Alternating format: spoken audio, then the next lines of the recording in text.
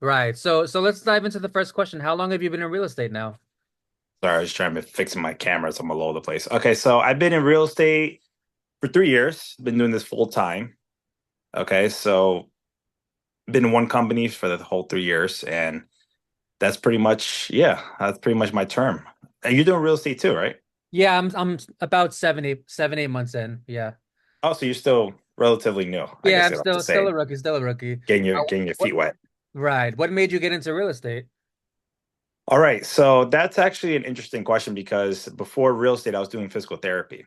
Mm, So at the time when I was doing physical therapy, I said to myself, okay, what's my plan B? God forbid I don't like physical therapy or whatever reason anything happens, right?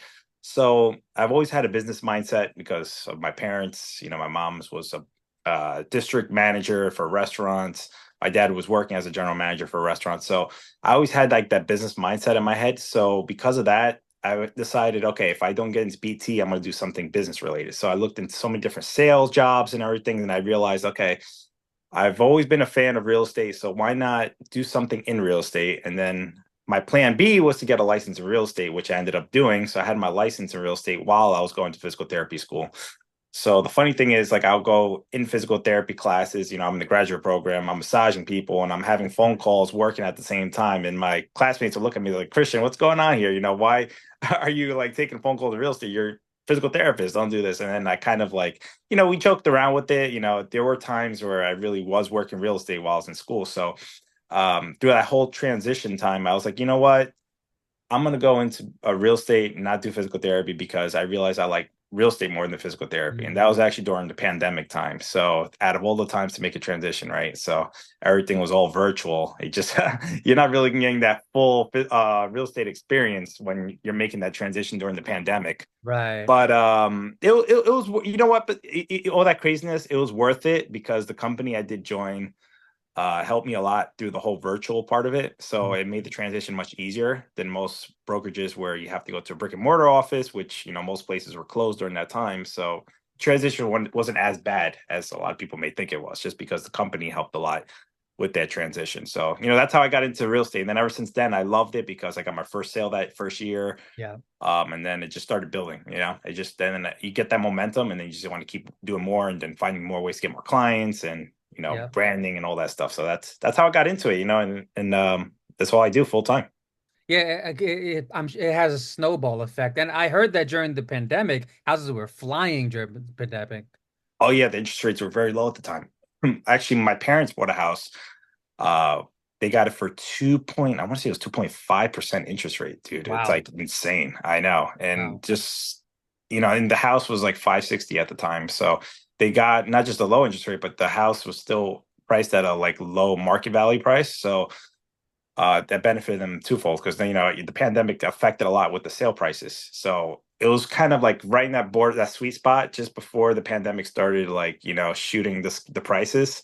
They got the house just right there in the middle, right? So like they got low interest rate and they got it for a good price because like after the Amazing. pandemic, yeah, everything just started. So yeah, that was a really good time to buy a house. Like not many people knew it at the time because it was kind of Yeah. like preoccupied with the Mhm. the whole virus stuff, and rightfully so. But Yeah. me being in the field gave me that advantage because I saw the numbers and everything, and it just worked out perfectly. And I even told my parents, I'm like, listen, this is a good time to get a house. Yeah. Don't sleep on it. And they listened, and they ended up doing that. So um, that's how it all happened. But it was insane. I mean, you weren't doing real estate at that time, right? Because you said you're 6 months in, so you started what 2023. Yeah, I no, I started in February, but that's one of my biggest regrets. One of my biggest regrets is not getting it sooner, right before the pandemic. So for those of you listening, get it as soon as possible. You don't want to wait because then when you wait, people you regret it later. And then, like when I speak to most agents, most of them have the same exact mentality, which is I wish I started earlier, But you look young, so you look like you started at a good time. Were you your parents' I try. agent? Were you your parents' agent when they Uh, bought? Thank God I was. Yeah, otherwise there would have been a big problem. Yeah, There would that's have been a lot of amazing. family issues there if I wasn't their agent. So, I hope you gave uh, him some percentage off. of course, like listen, as a realtor, we always try to do our best for our clients. And my Yeah. family, right, it's the same thing. So I'm always going to try to make sure I'm always doing the best I can for Mhm. whoever I'm working with. Whether it's a client or my family, you always got to take care of. You got to take care of them. But yeah, of course, I hook them up. I make sure uh, they're happy with everything that they got So doing yeah, that. I really feel like you got it at the perfect time because you got it right before the pandemic, right before your parents bought. So I really feel like you got it at a really, really good time. So you Yeah. did answer this question to a certain extent, but let's dive in a little bit more. Tell us about your very first year. I know you answered it to a certain extent, but the first year is generally the hardest. So how hard was that first year? How many closings? Tell us about your first year. So I don't care who you are, what business you're doing. The first year is always the roughest because you got to Yep. get your feet wet. You got to understand the business, educate yourself and everything, right? There's so many different things you got to learn in the business of real estate, especially. Yep. So it did take a bit of time for me to, just to get the hang of it. But with all that being said and done, I was fortunate enough to have a pretty strong network of people where it did give me a leverage in the business, right? So, as an example, just my family, like my parents, right? They were the first deal. But I did have other family members as well, like my sister, my uncle, who wanted to do stuff in real estate at that time. So it kind of like all worked out well during that first year because of that. So what I always recommend to everybody is like once you get started in real estate, you want everybody to know. You want your Yep. kids, dads, uncles, Barber. dogs, neighbors, yeah, whatever is living and breathing, they all got to know you do real Yep. estate. Yep. That's the very first thing you got to do. Yep. Okay. So then once you start doing that, then you brand yourself to everybody else, put stuff on social media, like how we're doing, me and you. That's very important, right? So you want to make sure you have your business cards out there. Take professional photos. Don't use last year's or 2 3 years ago photos that are not even business photos. I see people taking like the worst photos and using them as real estate business photos, and don't do that. You Yeah. want to look good on your photos and have a nice clean image. You want the way you want people to see you is how you take that photo. So have a good photo, have your bio ready, have everything ready, be authentic to who you are, right?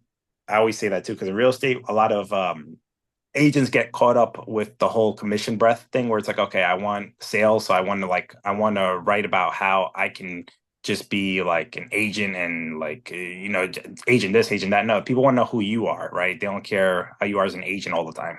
They want to know like your character, right? So if you write a nice bio about who you are, how you can help people, people are going to appreciate them more. So don't get caught up with the whole commission breath. That's how I like to say it.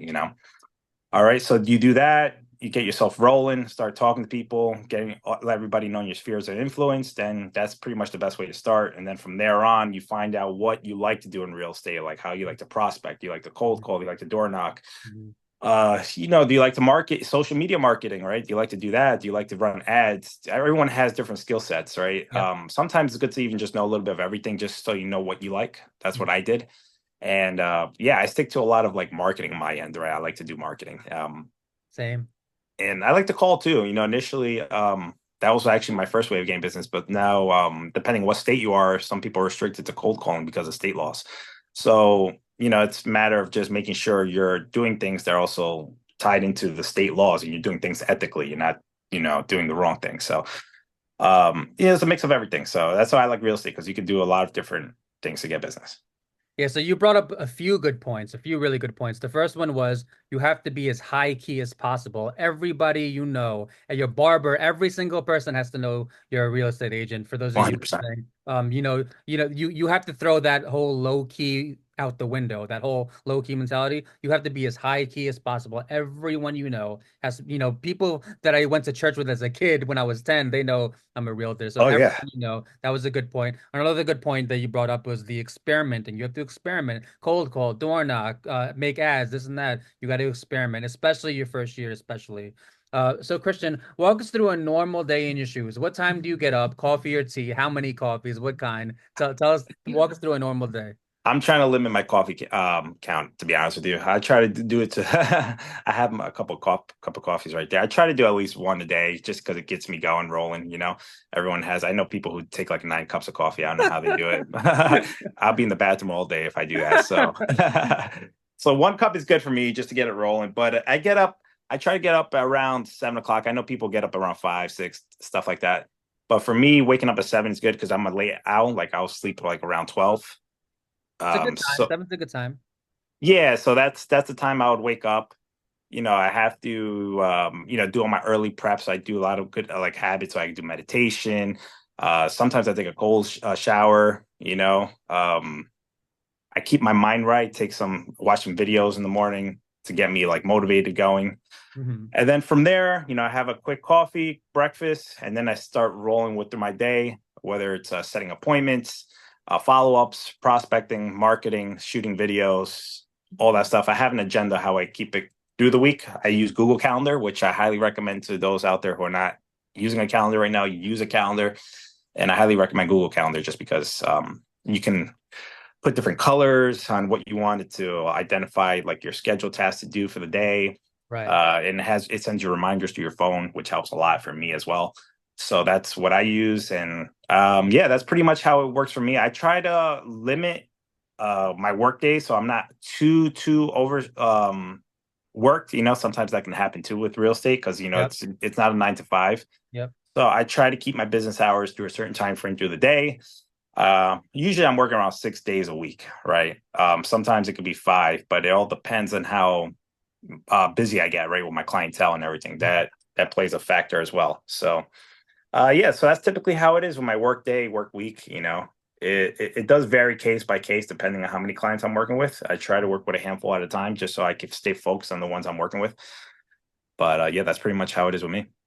You said that in the morning you said you watch videos. Who do you Motivational videos. Yeah. who do you watch? There's a few. So I don't know if you'd heard of Owen Cook. He's one underrated one that not many people know about. Um, he does a lot of like self-improvement type of motivational videos. He helps you identify like what's your why and like, kind of kicks you in the ass a little bit with what the way he talks, because he kind of makes you find your weakness within yourself, and like he makes you kind of like release that out of your system and just start focusing on what you could do to make yourself grow every day in your business or in your life. So that's why I like him. David Goggins always good. You can't go wrong. Sometimes I like to look at Joe Rogan podcast when he brings in like some people who I follow. Yeah, and there's other things where I do too. I just follow a little bit of everybody. There's some YouTube people who post like videos, like motivational clips of like just Hmm. random people who are like saying stuff, and then I like to look at that stuff because I don't like to stick to always to one person because you may Right. find some useful information coming from somebody you never heard of before. So that's what I like to do too. But I don't do too much of my morning like that because sometimes we get caught up of listening too much to motivational stuff and not doing anything. So I usually Right. do like 10 to 15 minutes of that, and then I kind of like, okay, I'm good to go, and then I get going through my day. Yeah, yeah, those videos can get addicting, but they're They definitely do. good. I watch him. I think his name is Stephen Graham. He's a real estate agent too. But yeah, I watch a lot of psychology videos myself, like Dr. K. Anyway, what is your favorite thing about being a realtor? Oh man, that's another tough question because I love everything. So my favorite thing, and it's gonna be the most like kind of like I don't want to say easy answer, kind of like the most like duh answer, but it's working with people. I mean, pretty much anywhere I know you can work with people, but like it's just like I get to like always be in communication with people in real estate, which is awesome. I love talking to people, I love helping people, but in this business, we have the biggest opportunity to make people's dreams come true, buying the most Mhm. expensive asset of their lives, right? So, Mhm. and that comes with a lot of responsibility as a Mhm. realtor. It Yep. does, it really does, and I love taking that within my back. I love having that responsibility and making sure I'm the one that's going to help this person either buy or sell, either way. So just having that, I guess, responsibility, having all that, that work tied to being handled by me, Mhm. it's a full gratitude because just seeing the how the transition goes from the beginning to the end, either from person selling to buying, and seeing how the whole thing plays out, handling all the stressful situations, carrying everything and doing everything is a very, very rewarding field Yes. and reason for doing real estate. So that's why I love it, and that's why I keep doing it because I'm always coming across different situations. I'm also traveling around all the time, getting to know different areas as well. So it's a field where you can never get bored because you're always doing something different and handling different situations. And of course, helping people, building relationships, and just like enjoying the ride. It's why I love it, and I can't see myself stop doing it. It's addicting. That's how I feel too. And you definitely come across as a people person. And it's interesting because that does seem to be the most common answer. Well, I've asked many people this question, what's your favorite thing? And that pretty much everyone says the same thing, which is working with people. So it's definitely a people person job. If you're not a people person, maybe Yep. not the best job for you. Um, what is your least favorite thing about being a realtor? Okay. Least favorite thing, it's kind of a funny thing because we were just talking about, is the fact that you kind of have the whole day to do like whatever you want with your time, right? So it's A like lot of it's not a freedom. 9 to 5. So you're not, there's no like tied schedule to what you're doing. The reason why it's the least favorite is because when you're not doing something, you feel like you're missing something, right? It's like you always feel like there's something to do. And so like that can kind of like corrupt your brain a little bit because you always feel like you have to do something when in reality you have to know just how to time manage yourself so Mhm. you're living a balanced life. Mhm. So that's where you start learning about who you are and how you are. So in a way, even though it is like my least favorite thing, is actually a good thing because it helps you grow as a person, right? It can be very stressful and uncomfortable at times when you feel like you should be not, you shouldn't be working at this time, or you should be working at this time because you just, not sure because like because of business could be scattered all around. It could get very stressful with that, Yes. and if you're not time managing your life correctly, it could just all start crumbling and falling apart. So Mhm. that's the part where it's like my least favorite, but at the same time, I'm becoming better at it. Time Mhm. management is Mhm. it's not always easy in real estate because there's times where your clients can only see houses in the morning, or you Yep. can only meet with the client in the morning and you can't meet with them in the afternoon. And that's like, it can be tricky because sometimes you need your mornings to do other things, Yep. or it can be vice versa, or whatever. You need your afternoons and then your clients can only do afternoons. So that's the tricky part. But at the same time, it's also fun. So I'm enjoying it. So I'm getting better at that, and I think that's a thing that all realtors are facing. It's a common thing I'm seeing with all realtors. Like they're facing a stressful time with time blocking and managing their time. And I think what I'm learning, the key to that is you limit how many clients you work with. I Mm. think that's the essential part. Everybody wants to work with so many people and do a lot of Yeah. things, and that's causing that issue. But for me, that's what's been helping. How do you filter your clients? What's your filtering process like? For what, buyers, sellers, Yeah, or let's do both. Yeah, do both.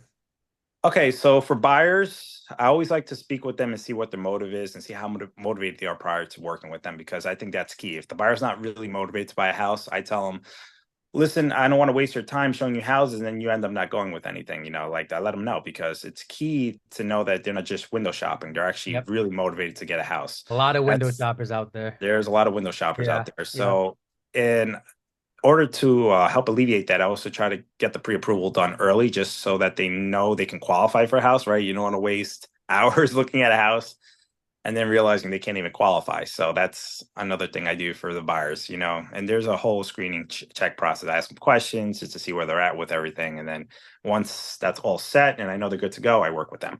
When it comes with sellers, it's very similar concept in the pre-qualifying process, because I want to make sure that they're motivated to sell, right? Sometimes there's also sellers who just want to explore the market just to see what they can get, Yep. right? And 9 times out of 10, they're not going to get what they want because they're probably just going to put a really high price Hmm. and not end up selling it. So what I do with them is I ask them specific questions as far as why they're selling, right? What's the urgency? Why, where you got to go?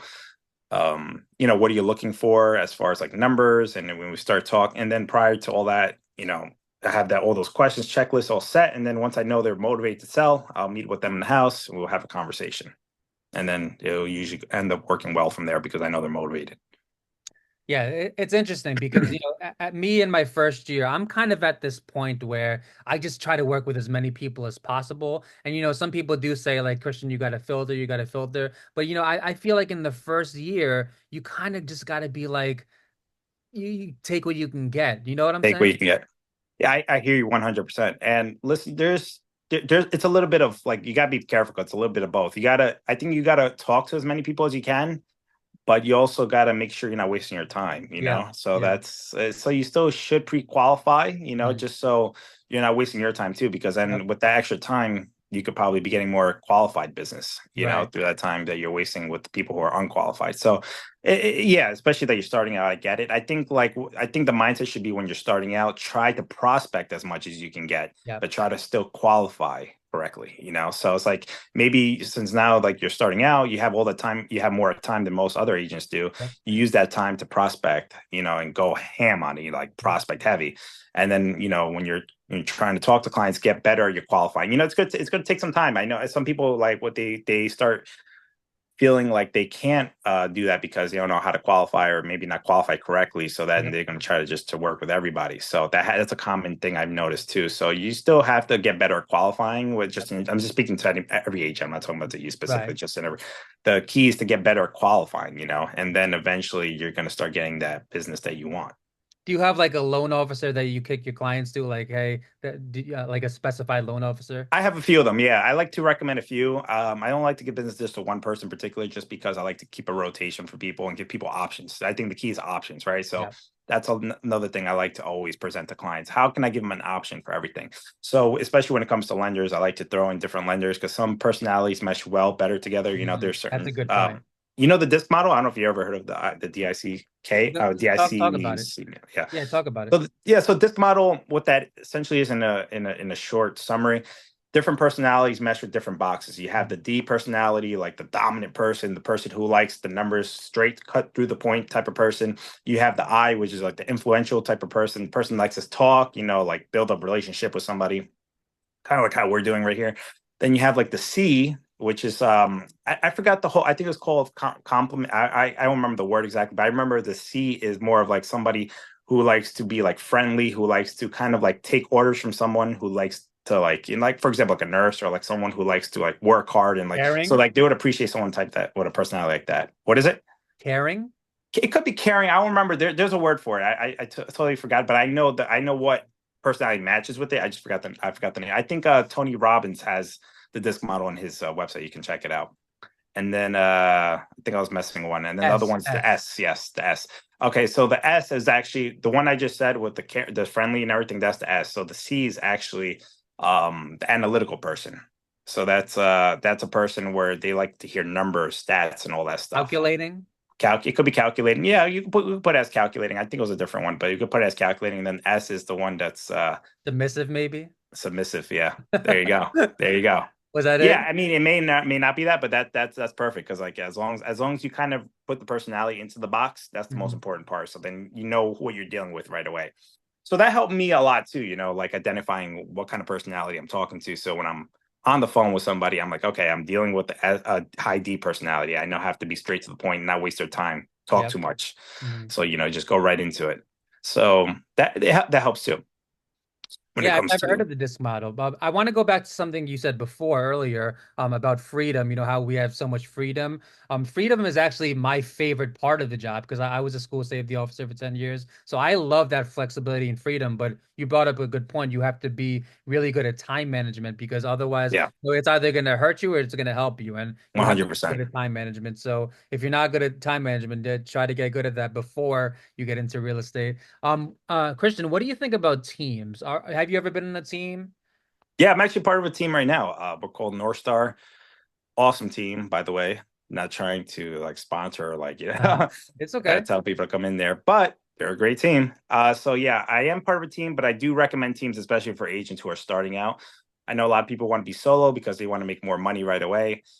I recommend joining a team to get the training, right? I think that's the key Yeah. thing. It's getting the training and then also having that accountability with other teammates in the team. That helps you at least learn from others and grow with others. So that's why I recommend a team. I'm still in the team, even though I'm working good enough to be a solo agent. I'm still in a team because I love that whole accountability, still getting the opportunity to talk with other teammates in case I can't show a house, I can have a teammate show a house. So there's a Yep. lot of like reasons to be in a team. Now, when you get to that point where you can be a solo agent or feel like you should be a solo agent, it's good. You should be, you go take the opportunity. But I feel like before you do that, you should at least see if you know enough, before doing that. And I think being in a team is going to help you know how much you know, and getting that accountability and all that stuff can help a lot. Yeah, they also, most importantly, I would say they help you get leads. How many people are on your team?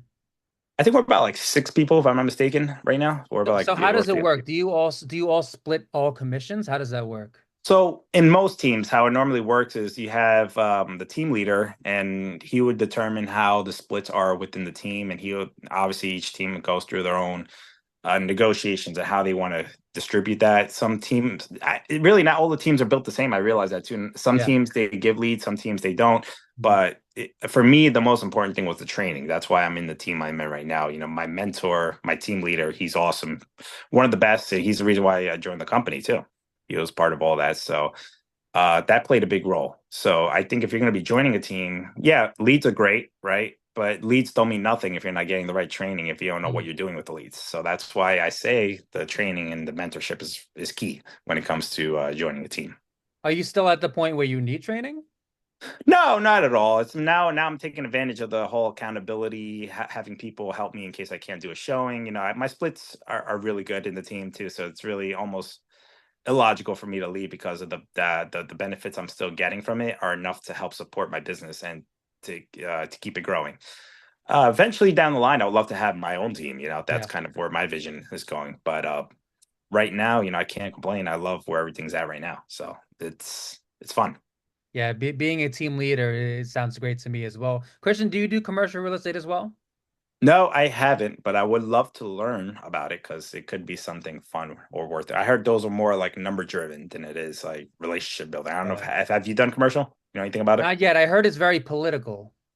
Yeah, that too. It can get into politics. Yeah, well, I don't know too much about it, but yeah, you're gonna have to also have connections and stuff like that, and it can get yeah, it can get a little ruthless too. I heard. Messy. It's Yeah, like a chess game. Yeah, I heard it can get very political and it's very competitive. For those of you that are brand new, stick to residential for now because you don't want to enter that mess yet. Maybe unless you have, unless you know someone. yeah. If you Christian, have connections, yeah, that training is gonna be key for yes. that. Uh-huh. Do you use a CRM? I do. So I have a few of them. KV Core is one. That's the main one. That's where I put all my leads And that or one's like free. contacts. That one's free. With the company I'm in, it comes free. Yeah, in EXP. So aside from KV Core, I do use other ones like Get Response. That's for my newsletters, right? So I send newsletters out bi-weekly. So I use that to help keep track of my contacts, making sure they're receiving my emails, check my open rate, and see what I could do to keep improving. So that's one. And yeah, I think that's pretty much it as far as CRMs are concerned. I really try to keep it as simple as possible just so I'm not overloading myself with CRMs because I know that could be another bad habit for realtors who can get caught up with like a million different CRMs Yep. and then lose track of where everything is. So I try to avoid that by keeping it simple, having just like two of them. Yeah, I've actually never heard of anyone that uses multiple CRMs. But why Oh why do yeah. you use multiple? Oh yeah, yeah. People use multiple because sometimes they want one CRM just for follow-ups, one Mhm. CRM just for newsletters, like what I'm doing. One CRM, it could just be even for advertisements, right? Just putting just like a whole bunch of people in a filter for like Facebook ads and things like that. I guess it also depends on how people define CRMs, right? So uh, there's different platforms for different things, Mhm. and I like to use a platform that kind of gives you like a little bit of everything, which is KV Core. So then Yeah. I'm not using like so many different CRMs for all my people, so I get them mixed up and all over the place. Because KV Core, you got mass text and you can do newsletters too, but I have another newsletter platform because it's better than KV Core. But you could do newsletters, you could do, I think I said text messages already. You could do ads, you could do squeeze pages. All that stuff is in one CRM. There's a lot of other CRMs that focus just on those things. But if you have one that has it all, it makes it easier. Yes, yes. For those of you that are new, I strongly suggest a free CRM in the beginning because some of them charge, and Yep. and when you're in your first year, you don't need any of those BS. I mean, not to say that they're bad, but in your first year, I don't feel like you need to use one of the ones that An charge. Excel sheet, piece of paper. If you're good at keeping track, that's all you really need. I mean, once your business starts growing and you start getting a lot of people, and it's really hard to keep track, then a CRM can help you a lot. That could save you time. Yeah, I use Google Excel myself, but I will start using a CRM once I get more clients. Christian, should people today buy or rent? Yeah, there's no right or wrong to this, right? So I know a lot of people like to favor the buying just Yep. because you own an asset and it's yours, right? And all that good stuff where you can have also someone pay the rent, you could rent it out and all that. But it all depends on what each person's situation is, right? Like Yep. renting could be good too. There's nothing wrong with renting if you need the money to save for a house in the future. Now you just got to make sure the numbers make sense, right? You don't want to rent crazy expensive. Mhm. Maybe you might even have to relocate somewhere else so you can rent cheaper. So renting is not, there's nothing wrong with that. I know you're paying someone else's mortgage, but you're also saving money if you're Yep. budgeting correctly, right? Mhm. And you're also paying less than a mortgage. Mortgages are more than renting, right? So you could be paying Generally, like not four always, thousand but dollars for a generally. mortgage. yeah, you could be paying like $4,000 for a mortgage, but you could be renting for like 2 grand. All right. And then Right, right. so it's about that. You want to save until you're ready to buy. And do you even need to buy, right? Like, what's your purpose of buying? Are you want to buy a house just to have a house, or you want to buy a house because you're looking long term, maybe to sell it to buy another house, or like do you want to have a family to grow? You want to relocate close to your job. You want to maybe even do an investment, right? You want to buy the house as an investment property, potentially. Everyone has their own reasons. You got to make sure your reason, talk to a professional, obviously, and see if the reason makes sense, and we can guide you and we can give you, all the numbers and the data to see if what you're doing is going to help you in the long term. So that's what I say. I don't say go for the shiny object, because that's where you get caught up in the wrong side of things, and you can actually put yourself in a hole, right? So if you buy a Yeah. house and you actually can't afford it, or if you're on the edge, you're going to end up in a stressful situation. So I say buy for the right reasons and rent for the right reasons. There's no right or wrong. That's a really good answer. It's a very logical answer. You don't want to end up being house broke. Yeah, everyone has a Yeah. different situation. Rent is generally cheaper, so that's a very logical answer. Christian, why should a person use an agent? Some people say, well, you don't need an agent to buy, you don't need an agent to sell. Why should you even use an agent at all? Oh my gosh, dude, it's like I can go on this forever with the agents. Okay, so listen, if you're gonna buy a house with an agent, it's kind of like the analogy I like to give is like, would you go to court without an attorney, right? Like That's a good one. unrepresented, right? Yeah, yeah, The reason why I say that is because look, when you're buying a house, you're without an agent. What you're pretty much doing is you're going to the agent, and you're telling them, listen, I'm unrepresented. Um, I'm going unrepresented, so I don't know really like what to do. And then the listing agent, what they're going to think is, okay, they're unrepresented, maybe they're first time home buyer, they don't know what to do. I'm going to take advantage of that to try to squeeze as much juice as possible so that yeah, the seller can get the most amount of money for the house. yep, Now, that may wouldn't have happened if you had a buyer's agent, right? The reason why, because the buyer's agent is there to protect you. They're hmm, kind of like your shield, right? They're going to negotiate, they're going to ask the right questions, they're going to pinpoint things that are wrong with the house, and then they're going to find out what you need to get the house, right? So they're going to make sure you're not overpaying for the house. But that's yep, what I'm just telling you things I do, right? So like I would call the listing agent like, hey, where we're at, where your offers, this and that, and I'll try to ask the right questions just so they're not overpaying for the house. And then not only just that, but when we put an offer on the house, I want to see where we're at or where we need to be to make sure we get the house. So there's things like that that a buyer may not have known or have done to make sure they got the house or save money on the house, right? That's on the buying side. There's also multiple things. There's so many things, right? Like buyers, it really all depends on how much your buyer agent knows that can help you save a lot of money on the house. If your buyer's agent is not doing the right thing, I would just say, listen, get another buyer's agent. yep, It's really as simple as that, because there's some buyer's agents that are not working correctly. I hate to say it, but in this industry, there's a lot of that. That's why we get bad reputation. yep, So get yourself the right buyer's agent. That's going to help you save a lot of money. Okay, so that's number one. As for selling a house, I mean, it's kind of obvious. I mean, like how many sellers out there know how to market a property, right? So that's where the mhm, first thing you got to look at. Yeah, sure, you can put your house on Zillow, but is that enough to sell it, right? Do you have the house even priced correctly? That's most sellers tend to not overprice their house and not really sell the house, right? yep, For sale by owners. Um, Now, even if you do end up selling the house on your own, did you negotiate properly? Maybe you could have gotten more for the house. I mean, the mhm, agent could have asked the right questions, could have gotten you more buyers to come at the same time, right? That's why we like to do open houses. We like to make sure all the buyers are coming in at the same time to get a bidding war. Did you do a bidding war by yourself as a seller, right? There's a lot of opportunities you may have cost yourself in not working with an agent. And, of course, there's liabilities, paperwork stuff, right? Like a lot of sellers may not know that there are certain forms that they have to have, just in case, there's no discrimination against any buyers and stuff. They yep, protect themselves. So mhm, that's why you have a listing agent protect you from all those type of liabilities. And also, we have the connections, we have yep, attorneys we can recommend you. We already have a team of people to speed yep, up and make the transaction smooth. So that actually saves you a lot of money, not just time, but money too.